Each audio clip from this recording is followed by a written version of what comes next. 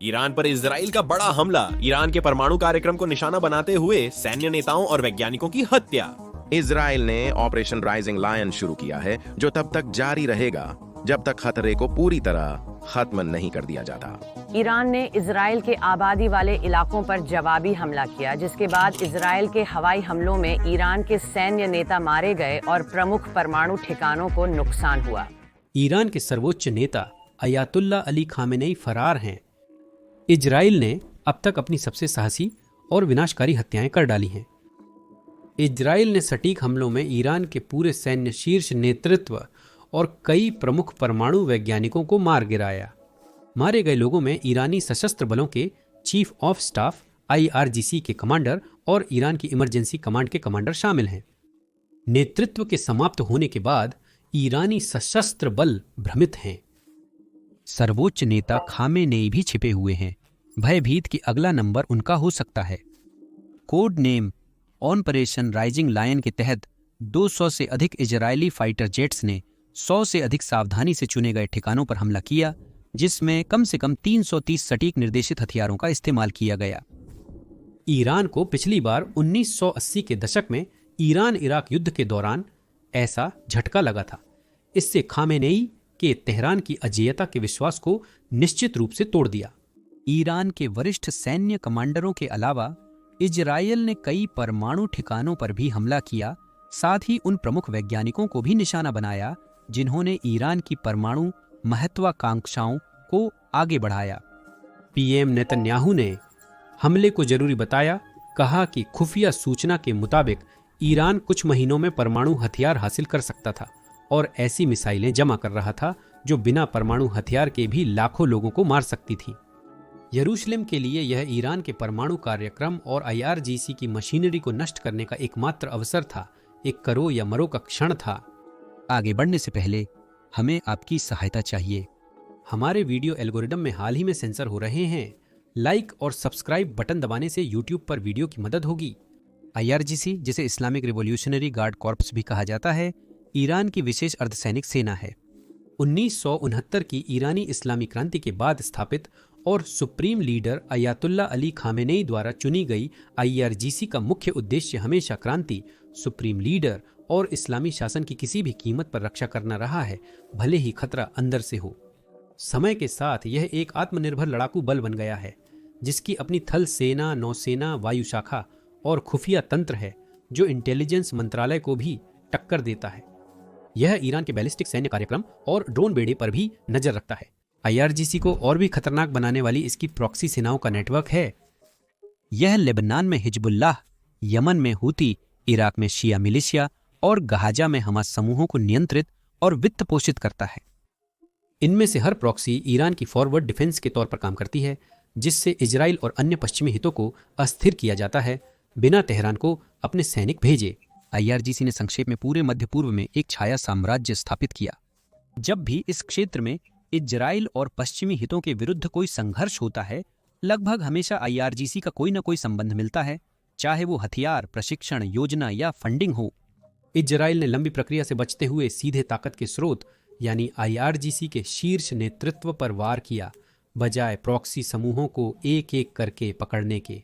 Major general Hussain सलामी सबसे ऊंचे पद पर थे, जो 2019 से कमांडर इन चीफ और सर्वोच्च नेता खामेनेई के करीबी व भरोसेमंद सहयोगी हैं।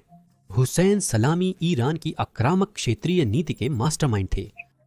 उनके कमान संभालते ही IRGC ने प्रॉक्सी युद्ध पर जोर दिया।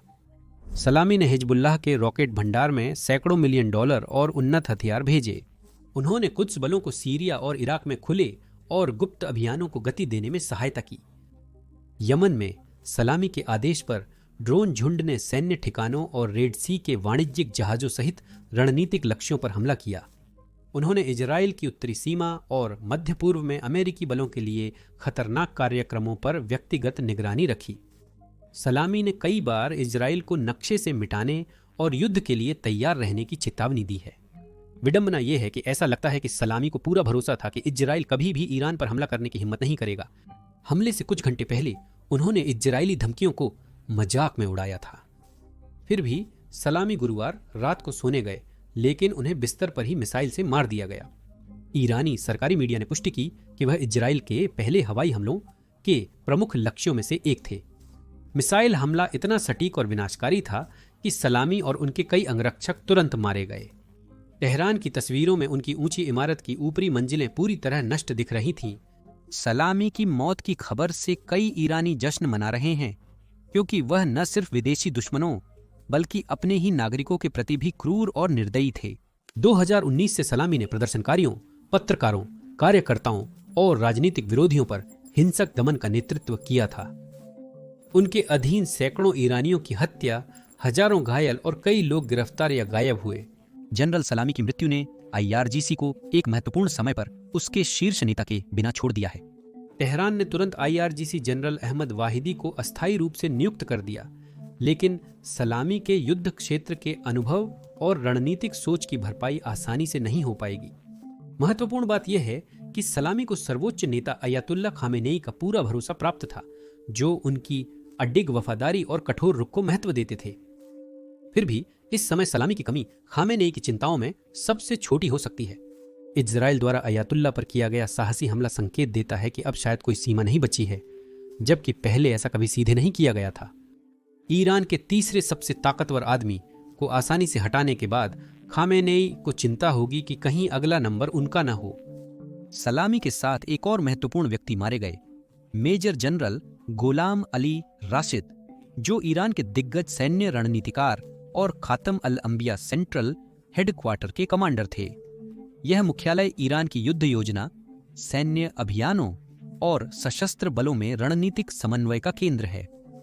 यदि ईरान को कभी युद्ध या बड़े पैमाने पर सैन्य अभियान चलाना पड़ता तो राशिद ही पूरे प्रयास का नेतृत्व करते। राशिद को सबसे अलग बनाता था उनका लंबे समय का युद्ध क्षेत्र का अनुभव। वह उन कुछ वरिष्ठ कमांडरों में से एक थे जो 1980 के दशक के 8 साल लंबे ईरान इराक युद्ध से बच गए थे। राशिद ने कासिम सुलेमानी जैसे दिग्गज IRGC नेताओं के साथ मिलकर लड़ाई लड़ी, जिससे उन्हें ईरान की सैन्य उच्च श्रेणी में जबरदस्त प्रतिष्ठा मिली।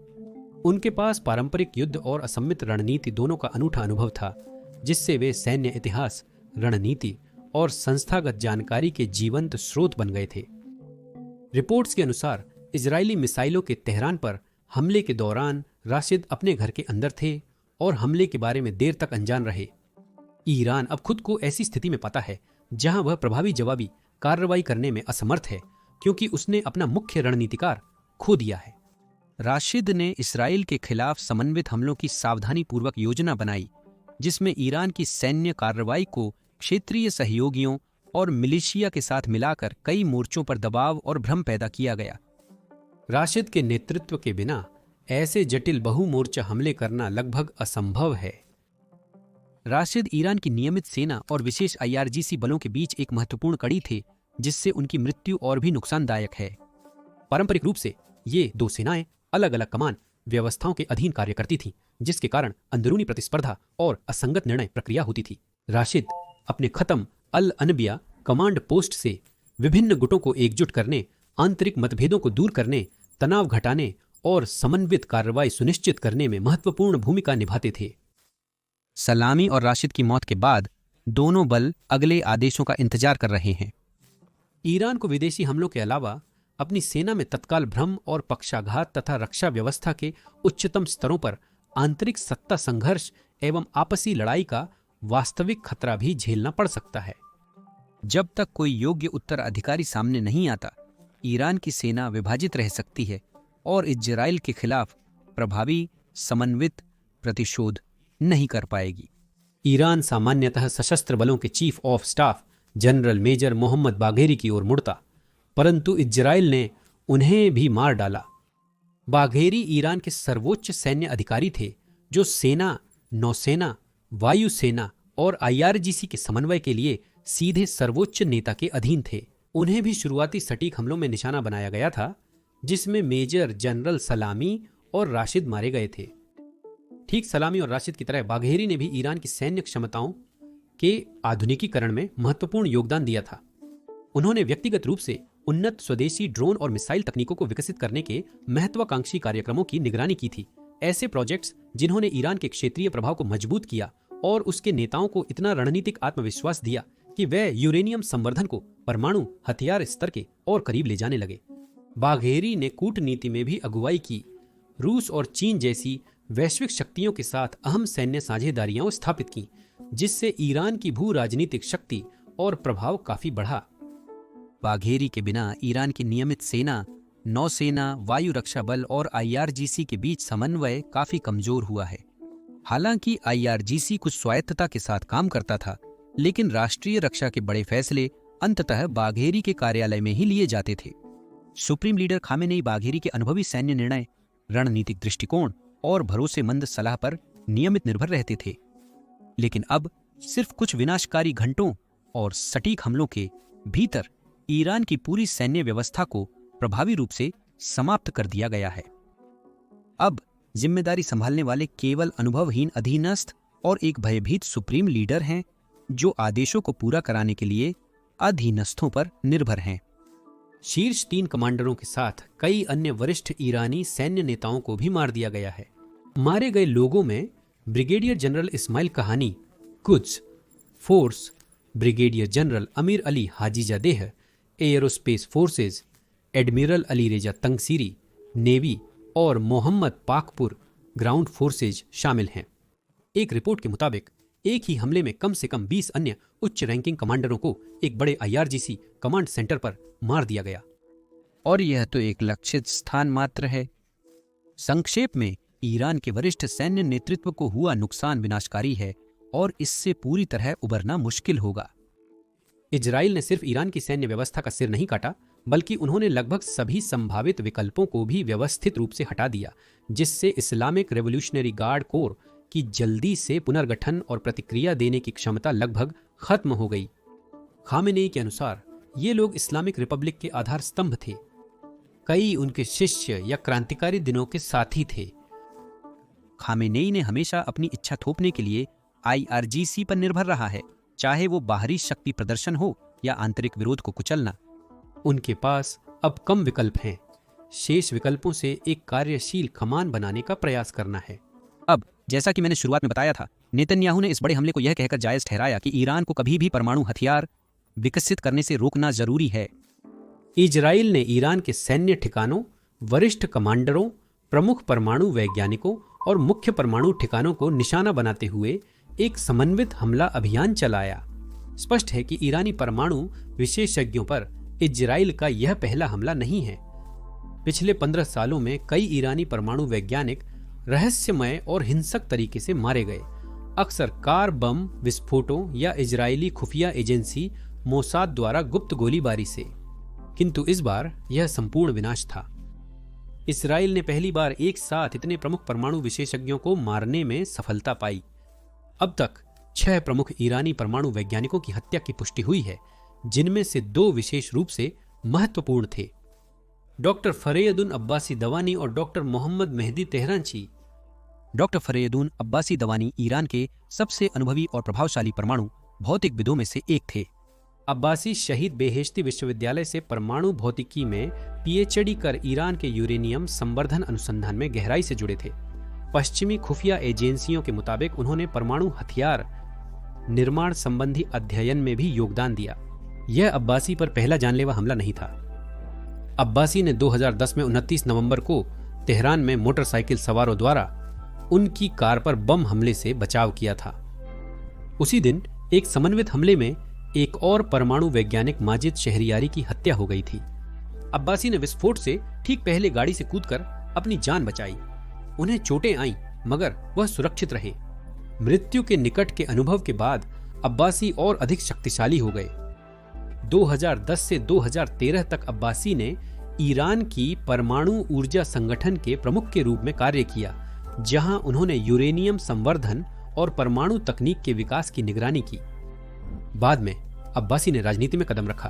वह ईरान के परमाणु कार्यक्रम को प्रतिबंधों और तोड़फोड़ के बावजूद आगे बढ़ाने के संकल्प का प्रतीक थे। ईरानी सरकारी टीवी रिपोर्टों के मुताबिक डॉक्टर अब्बासी और उनके परिवार की घर पर हत्या कर दी गई। अब्बासी की मौत ईरान के लिए वैज्ञानिक और प्रतीकात्मक रूप से बड़ा झटका है। देश के एक प्रमुख परमाणु विशेषज्ञ को उनके परिवार के सामने निर्दयता से हत्या कर दी गई। ईरानी मीडिया द्वारा सार्वजनिक रूप से पहचाने गए दूसरे प्रमुख वैज्ञानिक डॉक्टर मोहम्मद मेहदी तेहरानची थे। तेहरानची एक प्रतिष्ठित शैक्षणिक व्यक्तित्व थे और शहीद बेहेश्ती विश्वविद्यालय में न्यूक्लियर इंजीनियरिंग के डीन थे। अब्बासी की तरह तेहरानची भी महत्वपूर्ण परमाणु अनुसंधान में शामिल थे, जिससे वह प्रमुख लक्ष्य बन गए। उन्हें भी उसी रात संभवतः उनके निवास पर एक और सटीक हमले या लक्षित हत्या से मार दिया गया था। रिपोर्टों से पता चलता है कि कई अन्य शीर्ष परमाणु इंजीनियरों और विशेषज्ञों को भी एक साथ निशाना बनाया गया था। ईरानी मीडिया ने कम से कम 2 और हाई प्रोफाइल नामों की पुष्टि की है जो हताहतों में शामिल हैं। डॉक्टर अब्दुल हमीद मिनूचेहर और डॉक्टर अहमद रेजा जोल्फगारी दोनों प्रतिष्ठित परमाणु इंजीनियरिंग संस्थानों के वरिष्ठ विशेषज्ञ थे। ईरान के वरिष्ठ सैन्य नेतृत्व और शीर्ष परमाणु वैज्ञानिकों की हत्याएं कुछ ही घंटों में हुईं, जो इजराइल की खुफिया जानकारी और रणनीतिक योजना की गहराई दर्शाता है। इजराइल का उद्देश्य केवल नतंज जैसे महत्वपूर्ण संवर्धन केंद्र जैसी भौतिक परमाणु संरचनाओं को नष्ट करना नहीं था, जिसे भारी नुकसान पहुंचाया गया था। इसके बजाय उन्होंने परमाणु वैज्ञानिकों, इंजीनियरों और रणनीतिक योजनाकारों जैसे विशेषज्ञ मानव संसाधनों को जानबूझकर निशाना बनाया। भौतिक और बौद्धिक दोनों आधारों को नष्ट करके इजराइल ने ईरान की परमाणु महत्वाकांक्षाओं को जल्दी से पुनर्प्राप्त करने की क्षमता को प्रभावी ढंग से बाधित कर दिया है। ईरान ने इन हत्याओं की निंदा युद्ध अपराध के रूप में की है। कहा कि हमले आवासीय इमारतों पर हुए, जिससे नागरिक हताहत होना स्वाभाविक था, क्योंकि मिसाइलों ने प्रमुख हस्तियों के घरों को निशाना बनाया। इस घटना के बाद अंतर्राष्ट्रीय आक्रोश और कानूनी चुनौतियां लंबे समय तक जारी रहेंगी, लेकिन रणनीतिक रूप से इजराइल ने अपना मुख्य लक्ष्य प्राप्त कर लिया है। यदि ईरान मामले को आगे बढ़ाता है तो इजराइल पहले ही चेतावनी दे चुका है कि आगे सर्वोच्च नेता की हत्या हो सकती है। आयातुल्लाह अली खामेनेई अब अपने 36 साल के शासन के सबसे बड़े संकट का सामना कर रहे हैं। उनकी सरकार ने पहले कभी एक साथ इतनी बड़ी हार का सामना नहीं किया है और यह सर्वोच्च नेता के लिए सबसे बुरे समय पर आया है। हाल के वर्षों में ईरान में व्यापक असंतोष और रोष का उभार देखा गया है। 2019 और 2020 के विशाल राष्ट्रव्यापी विरोध, जो ईंधन की कीमतों में वृद्धि और सरकारी भ्रष्टाचार के विरोध में हुए थे, उन्हें इस्लामिक रिवोल्यूशनरी गार्ड कोर की बसीज मिलिशिया ने हिंसक तरीके से दबा दिया, जिसमें सैकड़ों मारे गए और हजारों गिरफ्तार हुए। 2022 में शासन को महसा अमीनी की ईरान की नैतिकता पुलिस हिरासत में हुई मौत के कारण भड़के अभूतपूर्व महिला नेतृत्व वाले विरोध प्रदर्शनों का सामना करना पड़ा। शासन पहले ही जनता में वैधता के संकट से जूझ रहा था और दमन व व्यवस्था बनाए रखने के लिए IRGC व उसकी खुफिया सेवाओं पर अत्यधिक निर्भर था। अब जब सभी नेताओं को मार दिया गया है, दबाए गए विरोध पूरे देश में फिर से भड़क सकते हैं। कई नागरिक, जिनमें पूर्व समर्थक और उदासीन लोग भी शामिल हैं, नेतृत्व की देश की रक्षा करने में विफलता पर गुस्सा, अपमान और निराशा व्यक्त कर रहे हैं। हालांकि शासन विरोधियों के लिए यह संकट एक शांत उत्सव का विषय है। लंदन स्थित ईरान इंटरनेशनल जैसे विपक्षी मीडिया ने इजराइल के दावों को उत्सुकता से बढ़ा चढ़ाकर पेश किया है कि ईरान की सैन्य नेतृत्व पूरी तरह से समाप्त हो गई है और यह शासन की कमजोरी और अक्षमता का स्पष्ट प्रमाण है। खकामेनेई को शायद इस स्थिति की जानकारी है। एक टीवी बयान में उन्होंने वादा किया कि इजराइल को इस गंभीर अपराध की कड़ी सजा भुगतनी होगी। उन्होंने अपनी पूरी ताकत और दृढ़ संकल्प का प्रदर्शन किया और चेतावनी दी कि इजराइल को एक कड़वा और दर्दनाक अंजाम मिलेगा। हम दोनों जानते हैं कि ईरान की मौजूदा स्थिति बेहद गंभीर है।